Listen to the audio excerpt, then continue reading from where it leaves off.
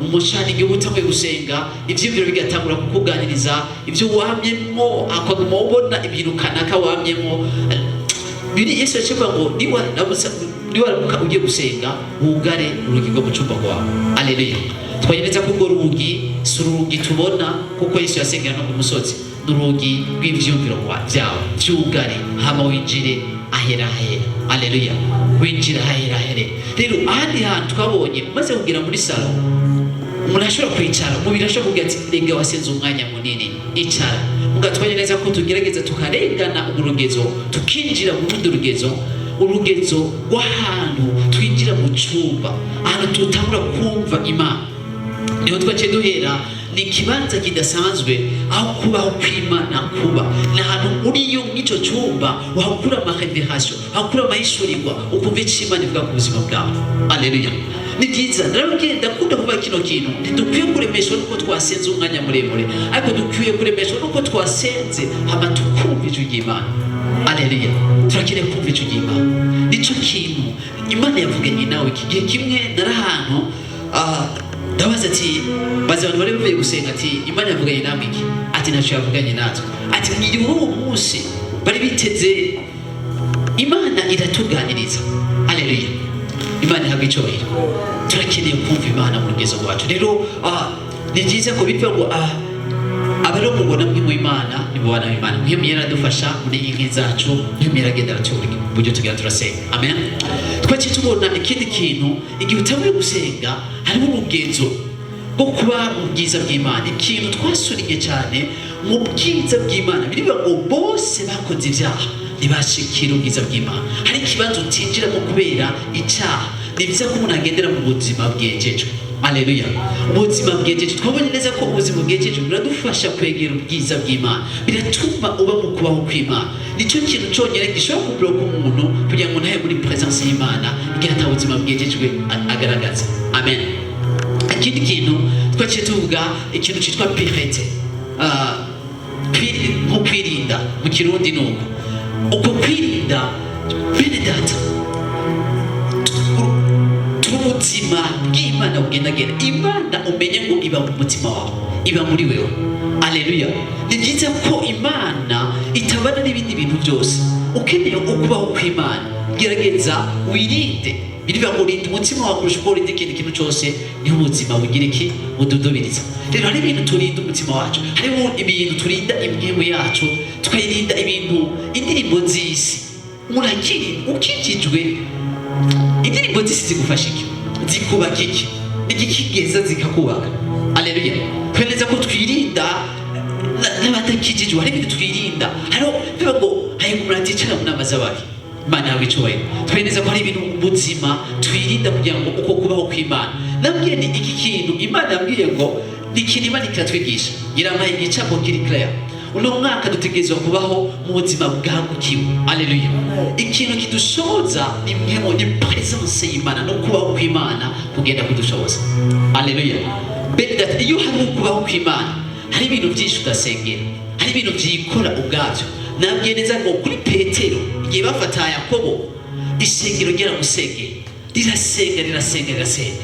Rero uko gusenga kw'isengero ndaba ikintu byazanye birafise igikorwa bizana. Mugabo turagomba gushika mu rundi rugezo twagura ubuzima bwacu bw'imwemwe. Ugusenga nabwiye ko ugusenga kuratuma habaho ugira energy yo mu buryo bw'imwemwe, kugira ngo ntuzungagizwe n'imifunda n'imiyaga y'umwasi. Kw'isi hari amaforce menshi.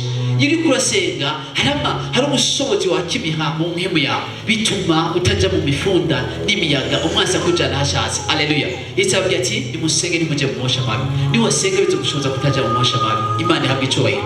Kuri Petero barasenze, igihe basenga umumarayika niwe intervene. Imana ihabwa icyubahiro. Ariko kuri Paulo na Sila birivuga ngo barasenze barahimbaza. Imana ihabwa icyubahiro. Hacaza ukubaho kw'Imana. Ni Imana yaje en personne. Imana ihabwa icyubahiro. Ni Imana yaje. Igihe cyose uzomenya iri banga ryo guhimbaza no gutazira uzogenda ugendera mu ntsinzi mu buzima bwawe bwose. Nabwiye igihe kimwe ari ibintu kanaka byariko bira mw'isi imwe. Imana iranyigisha ikintu cyo guhimbaza iganiriza mu buryo bw'indoto.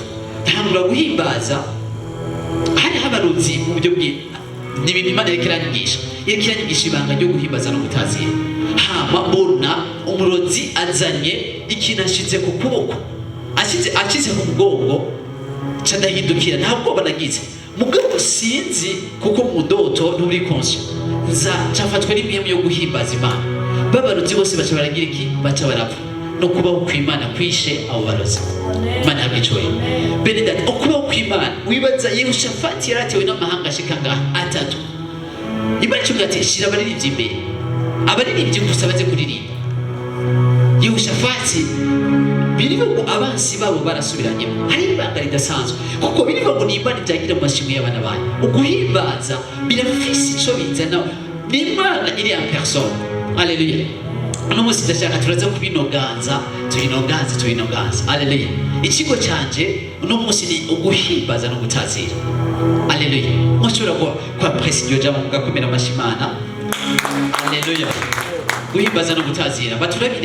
Turabire hamwe ijambo ry'Imana. Yesaya 43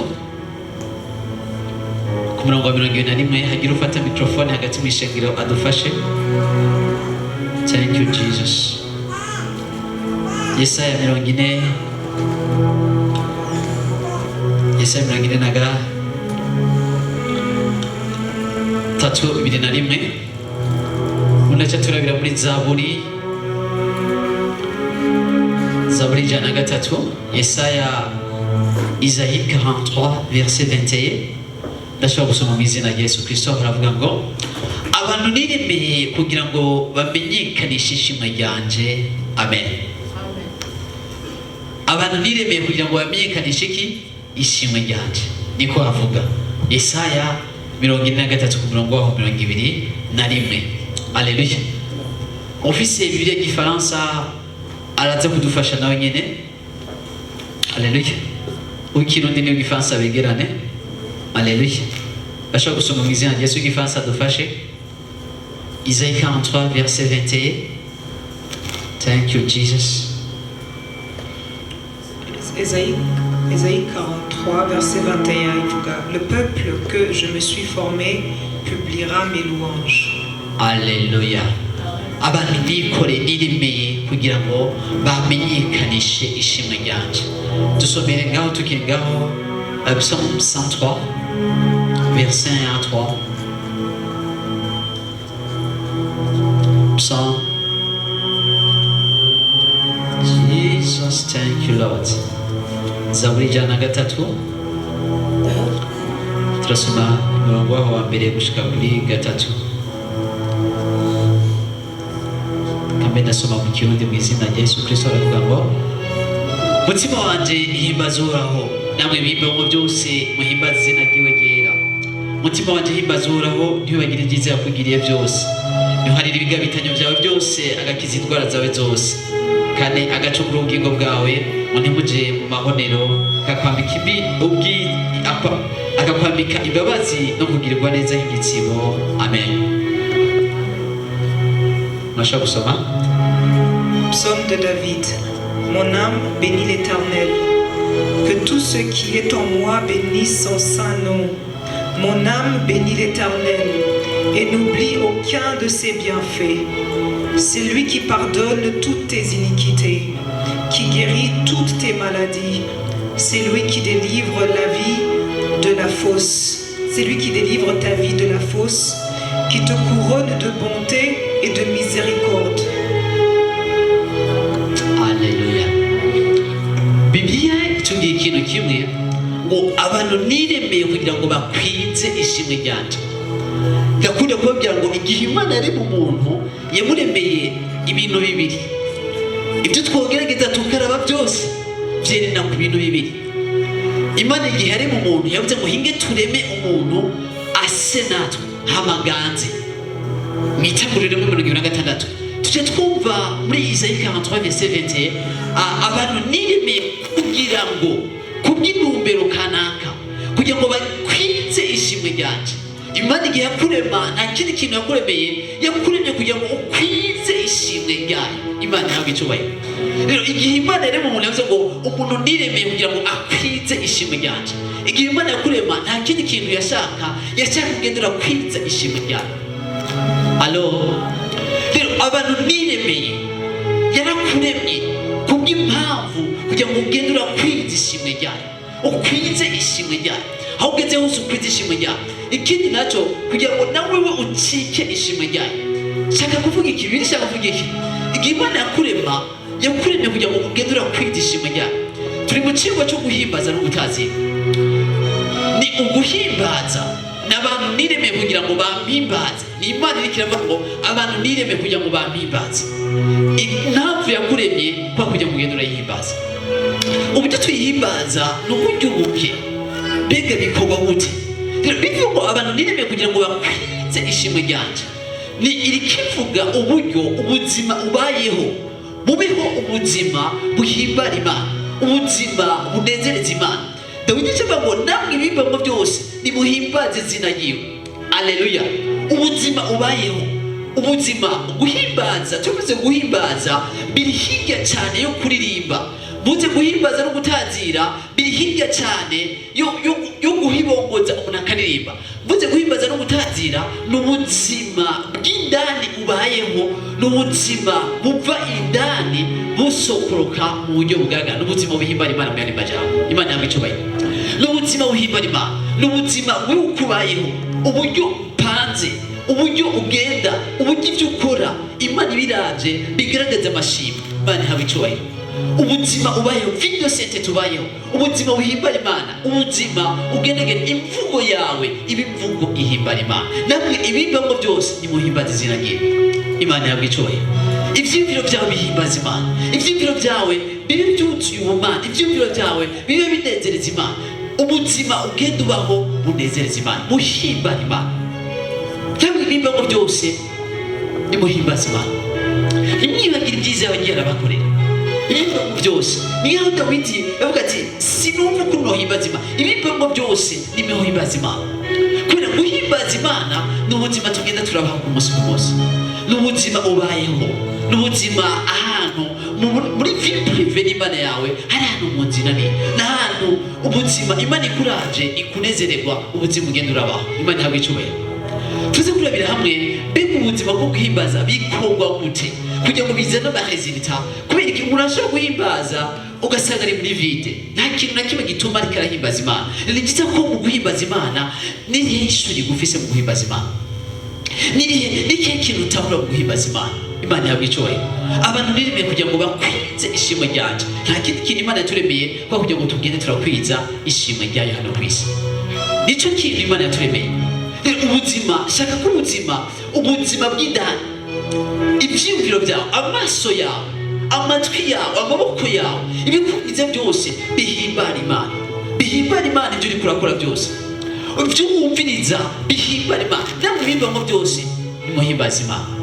Ngo nimwibagire ibyiza yabagiriye, ayo maboko ari ibyiza yayagiriye. Aleluya. Umunwa urashobora kuronka icyo ufungura, ntiwibagire. Dawidi ari kwibutsa umutima we, ntiwibagire hari ibyo Imana igira akora ku buzima bwawe. Ntiwibagire umutima wanjye himbaza Uhoraho. Namwe ibibamo byose muhimbaze izina ryiwe. Ni nk'aho umutima wiwe uba ushaka guhimbaza Imana ku rugezo rudasanzwe. Umutima wanjye himbaza Uhoraho. Namwe ibibamo byose n'ubuzima ubayeho buhimbara Imana en totalite. Ibyo ukora byose, ibyo ubayemo byose mu buzima Imana iravye ikanezererwa. Imana iravye ikavuga ati ndabona umuntu wanje. Imana ihabwa icyubahiro. Guhimbaza Imana biri hirya cyane yo kuririmba. Guhimbaza Imana n'ubuzima tubayeho bwa misi yose, n'ubuzima bwo mu cyumba cyawe, n'ubuzima ugendana n'Imana yawe, n'ubuzima ahantu uvuga ati iki kintu sishobora gukora. Daniyeli agize muri Egypte avuga ati sinzokwigira niyandurisha ibyo kurya by'umwana. Yari afise ubuzima buhimbara Imana. Ubuzima bwiwe avuga ati nta kintu na kimwe, hari ibintu bidashobora kunyanduza. Ubuzima yari abayeho, yari premier ministre, mugabo ati ikintu ubuzima jewe mbayeho n'ubuzima buhimbara Imana. Imana yabwe icyubahiro. N'igihe atabona n'umwe yo kubona n'ubuzima umeze gute, n'uwe buzima uri kurabaho igihe atabona n'umwe akubona mu cyumba cyawe. Tuvuga ngo yemwe ibibamo byose muhimbaze izina ryiwe. Niwibagire ibyiza yakugiriye, niwibagire ibyiza agenda arakugirira ku buzima bwawe. Rero himbaza Uhoraho. Haleluya, himbaza uhoraho. Rero tugomba tumenye umutima uhimbaza Imana. Umutima ni umutima uhimbara Imana. Uku guhimbara Imana ni ubuzima tugenda turabaho igihe cyose. Ndashaka dutore kino kintu ni ubuzima tubayeho iminsi yose. Ni bwa buzima uzi imbere y'umuremyi wawe umbwira ati mukunzi wanje hari ibitagenda neza, iki n'iki ndabona ko kitaragenda neza, mbabarira nyigisha ukuntu ngenda, nyigisha ukuntu nishura, karagiteri yawe ibihimbara Imana. Abantu kuko ndashaka ko ducika twebwe isikanwa gishima. Abantu bakuravye bahimbaza Imana bavuga ati turashima Imana ku bwanaka, turashima Imana ubuzima bayeho, turashima imvugo yiwe, turavye igihe yakizwa, turavye uburyo asenga. Burya abantu benshi barazi gusenga, rero n'itandukaniro ubuzima ubayeho, uburyo ucikishikana uko ubonye ahimbaza Imana. Kuko abantu biremeye kugira ngo bagende barakwigisha ishimwe ryanje. Uko ubonye naka uvuga ati Imana ndashima Imana, ndashimye ku bwanaka, ndashimye ku bwanaka. Ibyo n'ubuzima ubwacu tubayeho bukwiye kuba ubuzima bugenda burashimisha Imana iminsi yose ku minsi yose. Ubuzima buhimbara Imana. Rero ikindi kintu Imana igomba kuguhindura ishimwe, ucika ishimwe mu maso y'abantu. Aho abantu bashima Imana ku bwawe, Imana ikuremere ishimwe, bituma ucika ishimwe aho ubaye mu izina rya Yesu. Haleluya. Hari ibintu Imana ikora kigacika ishimwe, abantu bagahimbaza Imana ku bw'icyo gikorwa Imana yakoze ku buzima bw'umuntu. Tugomba kugaragaza size ko muratahura, ndagomba ko umuntu wewe ucikisha ikanwa gishimwe, ubikimaze kizima gihimbara Imana. Uko ubonye ahimbaza Imana, ubuzima ubayeho buhimbara Imana. Nusema ko buhimbara Imana n'abantu buhimbara abantu banezererwa Imana, turashimana, ucikisha ikanwa gishimwe. Haleluya. Mumenye neza igihe cyose igihe Imana yabishaka ikimaze cyishimwe, yarondera ikintu cejejwe, ikintu kitagira agasembe. Haleluya. Nanoza n'ubuzima bwawe ku Mwana, ku birenge by'Umwami ukambwira ati Mwana hari ibitagenda neza, iki urakizi nta na kimwe no guhisha, iki urakizi shoza gusohoka muri kina kiriya. Imana yawe icyubahiro, ukaba isikanwa gishimwa hagati Imana ngomba kuba kuna guhimbara. Uranzi hano atanumwa nzi, wowe uranzi. Ndagomba gucika ikimazi, ndagomba gucika ishikanwa, ndagomba gucika ishimwe rigendagenda. Aho tugenda turarekura amahoteli y'ubwami bw'Imana, ubuzima bwacu bugenda burahimbaza Imana. Uriko uragenda wumve ko mu mutima wawe Pawulo avuga ngo n'amafisi igihe cyose atakintu kinyagizo, atajwi rinyagiriza mu mutima.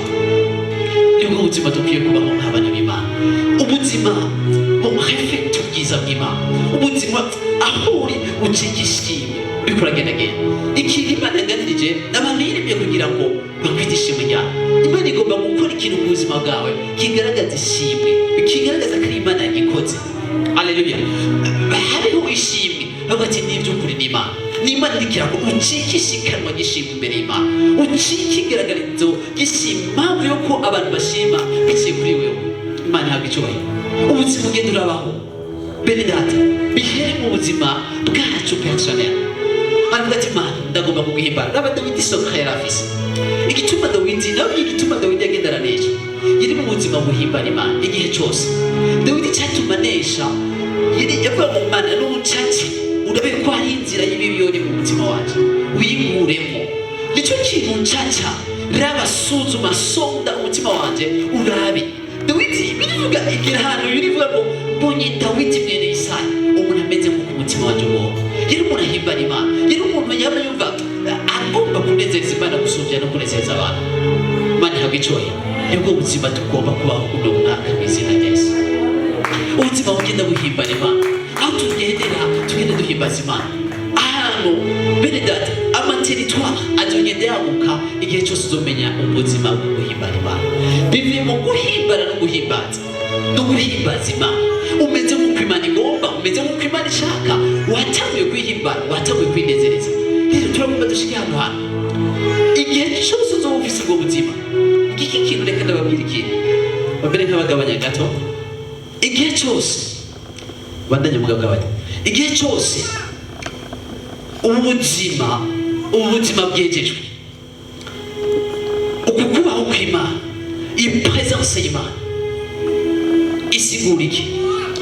igihe cyose hazobaho kubaho kw'Imana burya igihe twavuka ubwa kabiri umuhemu w'Imana yaceja ayicaza mu mitima yacu muga uku kubaho kw'Imana kugenda kukuzwa kuratandukanye kubaho kw'Imana urugenzo wakiriye agakiza umuhemu w'Imana yaceja kuba muri wewe muga ni presence y'Imana yaje kuba muri wewe rero kugira ngo iyo presence y'Imana igende irakura ku buzima bwawe ni bifatanye n'ishurirwa ugenda uragira ku munsi ku munsi ukamenya Imana yawe ubugingana ukamenya umuremyi wawe ujya akora burya ugenda urahishurirwa ku munsi urugeze rudasa reka ndabwire ikintu kimwe